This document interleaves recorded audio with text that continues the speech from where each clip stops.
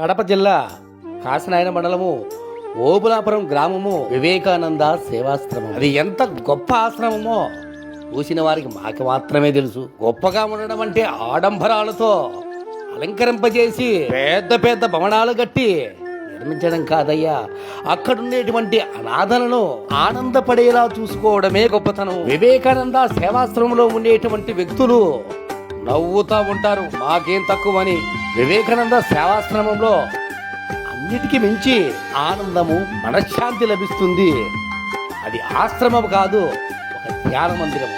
ఏదైనా జబ్బు చేసి హాస్పిటల్లో 10 రోజుల నుండి చనిపోయే వ్యక్తి కూడా ఈ వివేకానంద సేవాశ్రమానికి వస్తే 100 రోజులు బతుకుతాడయ్యా. అందుకని వివేకానంద సేవాశ్రమానికి మనసున్న మహారాజులు ఆర్థికంగా కూడా కొంతమంది సహాయం చేస్తూ ఉంటారు. స్థాపికులైనటువంటి పాపిచిని రామకృష్ణారెడ్డి సార్ గారికి ప్రత్యేకించి కృతజ్ఞతలు. మరి